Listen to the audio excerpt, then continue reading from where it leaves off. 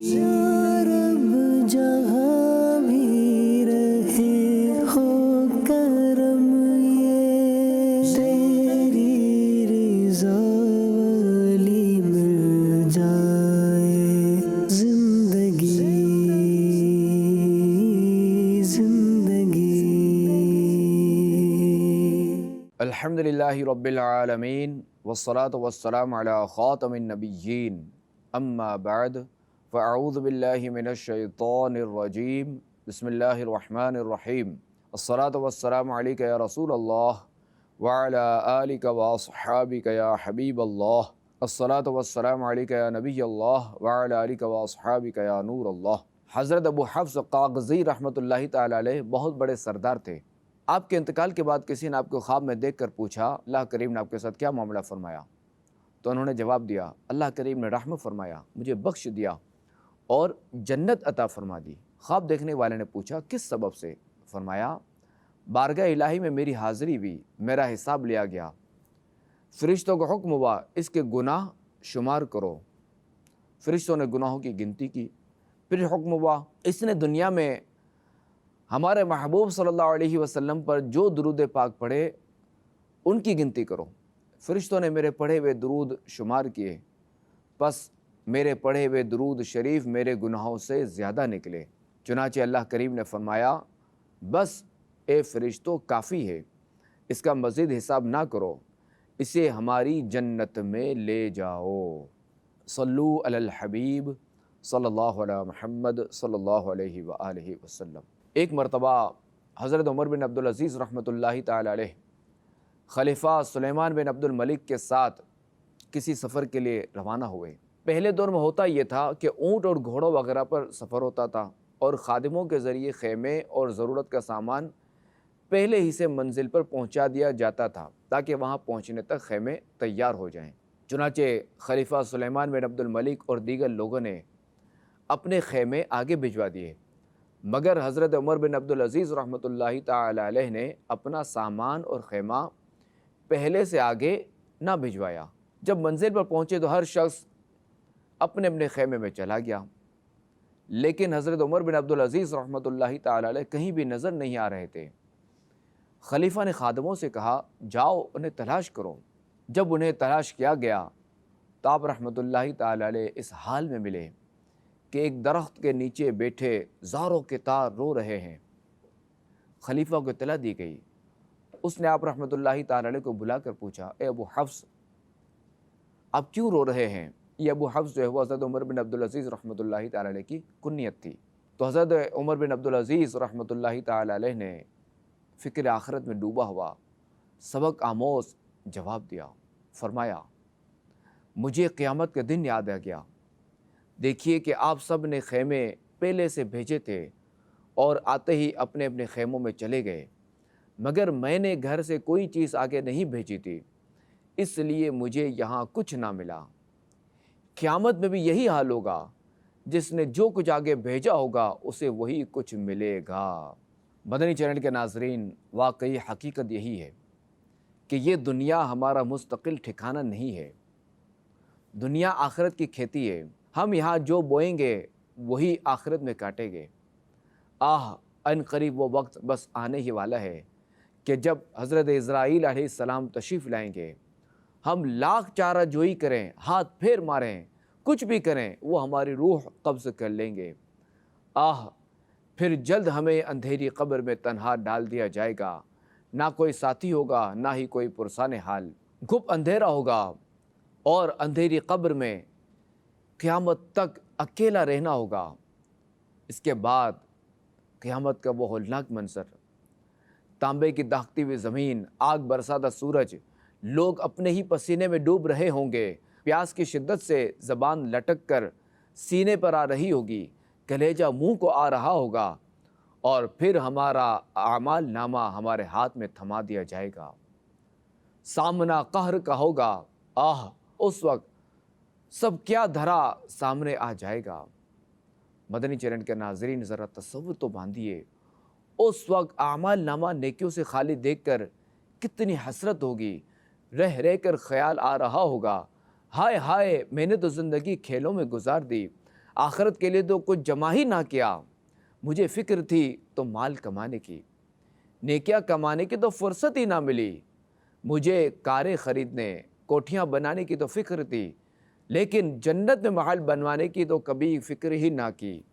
Social media, face بک، YouTube وغیرہ پر گناہوں بھرے کام کرنے کے لیے تو بہت وقت تھا، نماز و تلاوت اور نیک اعمال کے لیے کبھی فرصت ہی نہ ملی، دفتر جانے کے لیے تو آنکھ کھل جاتی تھی، مگر نماز فجر کے لیے اٹھنے کی توفیق نہیں ہوتی تھی۔ زندگی بس دنیا کی عارضی، فانی، چند روزہ مستقبل بنانے کی فکر ہی میں کٹ گئی۔ اب آخرت بھی آنی ہے، رب کریم کے حضور حاضر بھی ہونا ہے، زندگی کے ایک ایک عمل کا جواب دہ بھی ہونا ہے۔ اس بارے میں تو کبھی سوچا ہی نہ تھا۔ قبرستان سے گزر ہوتا تھا، مگر دل میں غفلت جمائے سر جھکا کر چپ چاپ گزر جایا کرتا تھا۔ جنازوں میں شرکت کے مواقع بھی ملتے تھے، مگر ان سے کبھی بھی عبرت نہیں لی۔ گلی محلے میں اپنے دوست احباب، عزیز رشتہ داروں، بلکہ اپنے گھر سے بھی جنازے اٹھتے دیکھے تھے، مگر میں نے بھی مرنا ہے اس کا تو کبھی خیال ہی نہ آیا۔ زندگی غفلت میں گزار دی، اب اعمال نامہ خالی ہے۔ کاش میں نے دنیا میں فکر کر لی ہوتی، کاش نیک اعمال کیے ہوتے۔ اب سنیے قرآن کریم کیا فرما رہا ہے۔ یا لیتنی قدمت لحیاتی، ترجمہ کنز ایمان، ہائے کسی طرح میں نے جیتے جی نیکی آگے بھیجی ہوتی۔ مدنی چینل کے ناظرین ذرا سوچیے تو صحیح کہ روز قیامت اگر ایسا ہو گیا تو کیا بنے گا۔ لہٰذا ابھی وقت ہے، آج ہی آخرت کی فکر کر لیں، آج قبر جگمگانے کی فکر کر لیں، قبر میں، حشر میں، پل صراط پر کامیابی پانے کے لیے اللہ کریم کے حضور جھک جائیں، رو رو کر توبہ کر لیجئے، گناہ چھوڑ کر اللہ کریم کی رضا والے کاموں میں مصروف ہو جائیں، اور دنیا کو آخرت پر ترجیح مت دیجئے۔ پارہ 25 سورہ شورى آیت نمبر 20 میں اللہ کریم ارشاد فرماتا ہے، من کان یرید حرث الآخرۃ نزد لہ فی حرثہ ومن کان یرید حرث الدنیا نؤتہ منہا وما لہ فی الآخرۃ من نصیب۔ ترجمہ کنز ایمان، جو آخرت کی کھیتی چاہے ہم اس کے لیے اس کی کھیتی بڑھائیں، اور جو دنیا کی کھیتی چاہے ہم اسے اس میں سے کچھ دیں گے، اور آخرت میں اس کا کچھ حصہ نہیں۔ صحابی رسول سلطان المفسرین حضرت عبداللہ بن عباس رضی اللہ تعالیٰ عنہ اس آیت کریمہ کی تفسیر میں فرماتے ہیں، جو بندہ دنیا کو آخرت پر ترجیح دے، مثلاً دنیاوی مستقبل کی فکر تو کرے مگر آخرت میں کامیابی فکر نہ کرے، تو اس کے لیے آخرت میں کچھ حصہ نہیں، اس کے لیے جہنم ہے، ساتھ ہی ساتھ یہ وبال بھی کہ دنیاوی مستقبل کے لیے اس کی فکروں کا کچھ نتیجہ نہ نکلے گا، اسے دنیا میں صرف وہی کچھ دیا جائے گا جو پہلے سے لکھا جا چکا ہے۔ اللہ کریم کے آخری نبی رسول ہاشمی صلی اللہ تعالیٰ علیہ وآلہ وسلم نے پارہ 25 سورہ شورى کی یہ آیت کریمہ تلاوت فرمائی، من کان یرید حرث الآخرۃ نزد لہ فی حرثہ۔ ترجمہ کنز ایمان، جو آخرت کی کھیتی چاہے ہم اس کے لیے اس کی کھیتی بڑھائیں۔ پھر فرمایا، اللہ کریم فرماتا ہے، اے ابن آدم، دنیاوی فکریں چھوڑ کر عبادت کے لیے فارغ ہو جاؤ، تمہارے سینے کو مالداری سے بھر دیا جائے گا، اور اگر تم ایسا نہیں کرو گے، مثلا دنیاوی فکروں میں لگے رہو گے، صرف دنیاوی مستقبل کا ہی سوچتے رہو گے، تو تمہارے دل کو مصروفیات، مثلا دنیاوی مشغولیات سے بھر دیا جائے گا۔ صحابی رسول حضرت عبداللہ بن مسعود رضی اللہ تعالیٰ عنہ سے روایت ہے، خاتم النبیین صلی اللہ علیہ وآلہ وسلم نے فرمایا، جس نے اپنی تمام فکروں کو صرف ایک فکر یعنی فکر آخرت بنا دیا تو اللہ کریم اسے اس کی دنیا کی فکر کے لیے کافی ہے، اور جس کی فکریں دنیا کے احوال میں مشغول رہیں تو اللہ کریم کو اس کی پرواہ نہیں ہوگی کہ وہ کس وادی میں ہلاک ہو رہا ہے۔ تو مدنی چینل کے ناظرین، یہ غور کا مقام ہے، ہم نے کھانا کہاں سے ہے، پہننا کیا ہے، صبح کا تو کھا لیا، شام کا کہاں سے آئے گا؟ مستقبل کیسا ہوگا؟ بڑھاپا کیسے گزرے گا؟ بچوں کا مستقبل کیسا ہوگا؟ ایک کاروبار تو چل پڑا ہے، اب دوسرا کیسے چلے گا؟ ایک جگہ سے اچھی آمدن ہو رہی ہے، آمدن کے مزید ذرائع کیسے کھولے جائیں؟ کار، کوٹھی، بنگلے کیسے ملیں گے؟ کاش میں راتوں رات امیر ہو جاؤں، وغیرہ وغیرہ ہزار قسم کی فکریں ہم دل میں پال کر رکھتے ہیں، اور انہی فکروں میں صبح ہوتی ہے، انہی فکروں میں رات ہوتی ہے، اور زندگی یوں ہی تمام ہوتی ہے۔ ہمارے آقا و مولا مکی مدنی مصطفیٰ صلی اللہ تعالی علیہ وآلہ وسلم فرما رہے ہیں، جو بندہ ایسی فکریں چھوڑ دے، صرف ایک فکر یعنی فکر آخرت اپنا لے کہ میں نے قبر میں، حشر میں، پل صراط پر کامیابی حاصل کرنی ہے، جنت میں جانا ہے، اللہ کریم کو راضی کرنا ہے، تو یہ کیسے کر پاؤں گا؟ یہ ایک فکر اپنا لے، اللہ کریم اس کی ساری فکروں کے لیے کافی ہو جائے گا۔ اور جو بندہ یہ ایک فکر نہ اپنائے بلکہ دنیاوی فکروں میں ہی پڑا رہے، اللہ کریم کو کچھ پرواہ نہیں کہ وہ کس وادی میں ہلاک ہوتا ہے۔ امیر سنت کیا خوب فرماتے ہیں، غم روزگار میں تو میرے اشک بہ رہے ہیں، تیرا غم اگر رلاتا تو کچھ اور بات ہوتی، نہ فضول کاش ہنستا تیری یاد میں تڑپتا، مجھے چین ہی نہ آتا تو کچھ اور بات ہوتی، یہی آہ فکر دنیا میرا دل جلا رہی ہے، غم ہجر گر ستاتا تو کچھ اور بات ہوتی۔ مسلمانوں کے چوتھے خلیفہ حضرت علی المرتضیٰ شیر خدا رضی اللہ تعالی عنہ نے فرمایا، لوگوں، آخرت آ رہی ہے، دنیا جا رہی ہے، ان میں سے ہر ایک کے چاہنے والے ہیں، تم آخرت کے چاہنے والے بنو، دنیا کے چاہنے والے مت بننا، بے شک آج عمل کا دن ہے، آج حساب نہیں، مگر کل حساب کا دن ہوگا، وہاں عمل نہیں۔ حضرت عمر بن عبدالعزیز رحمۃ اللہ تعالی علیہ نے ایک دن لوگوں کو خطبہ دیتے ہوئے ارشاد فرمایا، اے لوگو، میں تمہیں اللہ کریم سے ڈرنے کی وصیت کرتا ہوں، تم تقوی اختیار کرو اور اپنی آخرت کے لیے نیکیاں کرو، بے شک جو شخص آخرت کے لیے نیک اعمال کرے گا، اللہ کریم اس کی دنیاوی حاجات کو خود پورا فرمائے گا۔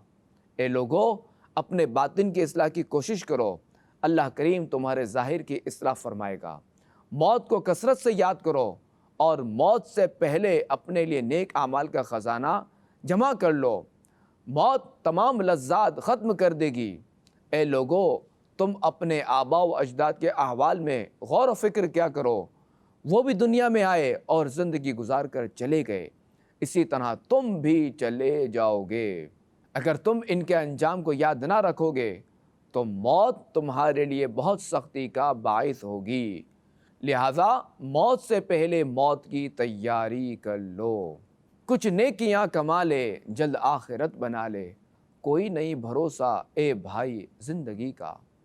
مدنی چینل کے ناظرین، یاد رکھیے کہ فکر آخرت بہت ضروری ہے۔